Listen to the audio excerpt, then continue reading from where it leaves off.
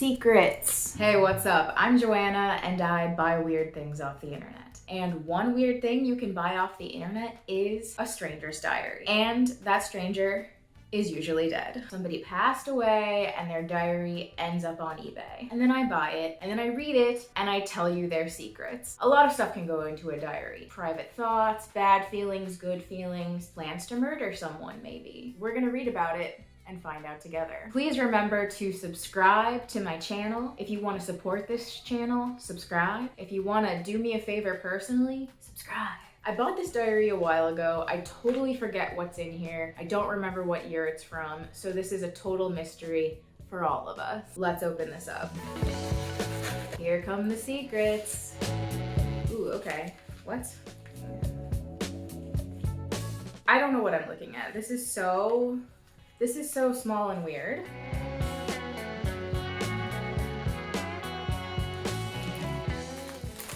Well, the front has some very handsome canoe men, so that's pretty cool. The caption says, "Hold your hat." Oh my god. This is gonna be a nightmare to read. It's so much tiny writing. Teeny tiny cursive is a rough ride. What year is this? This is from 1963. Somebody wrote in this diary 60 years ago. Am I doing the math right? I think so. 60 years ago, somebody wrote some stuff. What kind of secrets are in this canoe man diary? We're gonna find out together. Will there be love? Will there be a murder? We're gonna dive inside the mind of a total stranger and find out the very personal, private things that they wrote a long time ago. So I'm about to start reading this diary. There are some notes on the back. They look like they could be written about flying a plane. Cruising at 33,000 from Ketchikan to Seattle, 1.5 hours flying on Pan American. I'm reading the very first entry of this stranger's diary. It starts in August 1st, 1963. Got up at 3:35, taxi at 4:30 a.m., hotel at 5, got to airport at 5:35 to find trip canceled at 6 a.m. Should leave here at 10 a.m. for Seattle. Arrived Seattle 10:35. Friday, August 2nd, 1963. Bummed around Seattle all day. Finally left at 7:25 a.m. Arrived at Fairbanks 2 a.m. Saturday, August 3rd, 1963. Breakfast at motel, $4. Took bus tour at 9:30, $7.50 each. So it sounds like this person has a travel companion. Maybe that's their partner. This person is traveling with someone else. That's a bit of information we have. Ranger Station. Saw caribou, grizzly bear, light tan fox. I don't know if I've ever seen a bear in person, which I guess is a good thing, but it would be cool to see from a safe distance. Apartments, $135 and $235. Teachers starting pay, $8,100. It looks like this person might be considering moving to Alaska and that they might be a teacher. They're talking about the starting salary for a teacher. They're listing the price of renting apartments. Since 1951, good roads. This person is taking a lot of notes on Alaska that I don't fully understand and can't totally read because of this teeny tiny cursive handwriting. I would love to read a diary with just big, clear print one day. If you're writing a diary, make your handwriting really neat and easy for me personally to read. That's my advice. That's my total diary writing advice. Friday, August 16th, 1963. 10% property tax. Took Alaska chairlift, $3. Wonderful view. Beautiful begonias in Anchorage. Left Anchorage 7 a.m. Uh-oh, our diary writer was in town for Fleet Week. The USS Bennington, an anti-submarine task unit. Hundreds of sailors in town. So I did Google the USS Bennington. It's a aircraft carrier. Are you into aircraft carriers? Me too. It's Fleet Week in Alaska in 1963, and all the sailors are in town. What are they doing? Are they getting into trouble? Are they meeting some hot dames? I don't know. Sexy sailors. Time to party. Thursday, August 29th, 1963. Juneau, city on steep hill. Mostly old buildings. Sidewalks with all kinds of cracks and bumps. Fleet in tonight. Greatest number of people in town since statehood. So Alaska became a state in 1959. So in 1963, it was still kind of freshly a state. This is mostly old buildings, but because I struggle to read the handwriting, I thought it said mostly old biddies.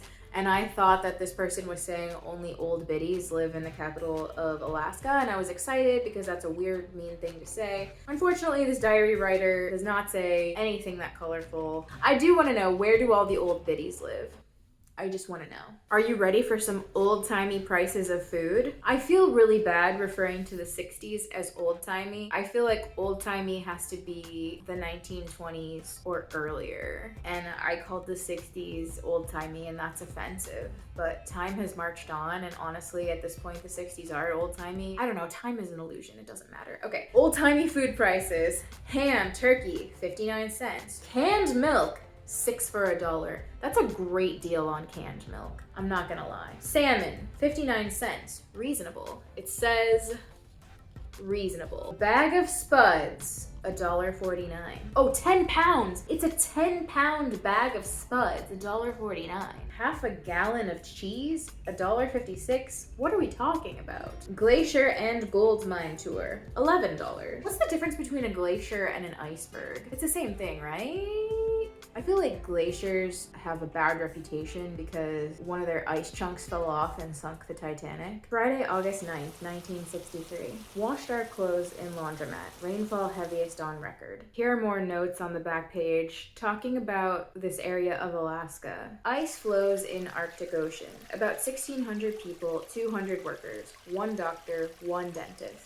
Young ones. Ice caps melted for water. Left at 3:10 p.m. Only 3 passengers. 2.5-hour flight. Monday, August 12th, 1963. Awoke at 3 a.m. to go on tour. Good daylight. Saw a view of Mount McKinley at 4:30 a.m. Worst weather in 8 years. Thursday, August 15th, 1963. Glacier tour. Left hotel at 8:30. 17 elementary schools. 1,300 students. City had no autos until 1915. I feel like this person is just writing down facts that they find interesting, but they're not interesting. Saturday, August 17th, 1963. Got here at 12. Ate at counter, $2.85 for 2. Well, obviously inflation isn't a thing, but can you imagine getting lunch for 2 people for $2.85? Most of gold found in quartz mines. So this diary writer is making me learn a lot of facts about Alaska against my will. Wish they would write more about their own life and less fun facts about Alaska. And people get mad at me when I criticize somebody's diary because obviously a diary is a place where you can write whatever you want and no one can judge it unless you die, and then all bets are off. This might be the nerdiest diary I've ever read. Okay. Walked over bridge toward Douglas, 2 miles. Last city visited. Price is more reasonable here than Anchorage. Toured west to Elks with couple of drunks. 2 drinks. Hotel. This was the most interesting thing written so far because they went on a tour with a couple of drunks. There's no other information besides that. This diary writer and their companion, also it sounds like they had a couple of drinks at the hotel. So that sounds fun. I want to have drinks at a hotel. Maybe I should go back in time to 1963, go to Alaska, go to the hotel bar, and have some drinks with this person. You know, just a thought. And maybe the drunks that went on the tour as well. And I can learn about gold mining, and I'm sure they can tell me so many more fun facts about how gold used to be mined, about mining. And maybe I wouldn't care because I'd be having some drinks. I found the most beautiful love story in here.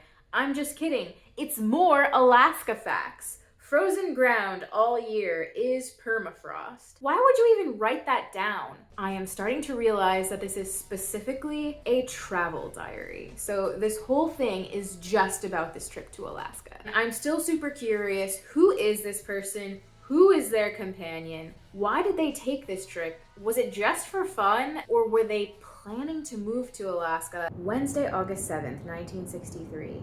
Leaving for home, 7:30 a.m. Only passengers. Overlooking Bering Sea. Very rough. Okay, we've got another fun fact. It's a whale fact. Baleen comes from whale's mouth.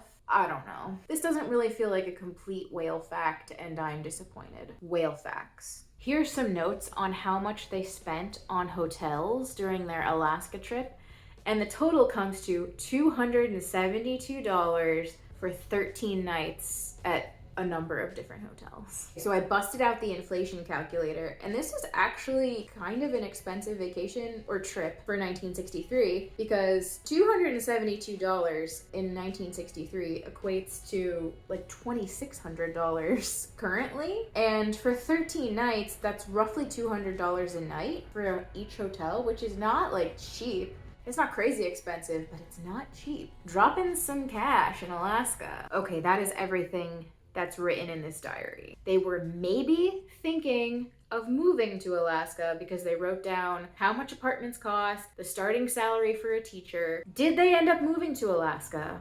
We may never know. Where do all the old biddies live? Also an unanswered question that I have. We learned that I am now referring to the 1960s as old-timey, which is upsetting, but a reality we must all face. Was there a love story in here? Yes, there was the greatest love story of all time, and that is the love a person has for writing down stupid, boring facts about Alaska. I'm sorry I said stupid, but that is my choice.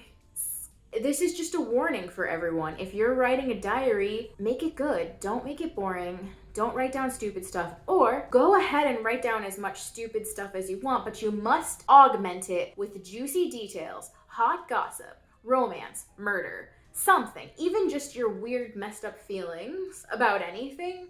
Your feelings about anything. Like, let me see your humanity. I don't want to hear about whales unless you have something deeply disturbing to say about them. You know, somebody did once tell me that whales give them a panic attack, and that's the kind of stuff I want to hear about whales. Not about their mouth filtration system, not about how you mine gold in a quartz mine, not about the price of cabbage, okay? I mean, whatever. This was a lovely journey. Thank you for coming with me to Alaska. It's a beautiful thing, and stay tuned for the next Stranger's Diary. Wink. Thank you so much for watching. If you liked this video, I have many more Stranger's Diary videos on my channel. Go check them all out if you haven't already. You should just watch all my videos over and over again and subscribe. Don't forget to subscribe. Goodbye.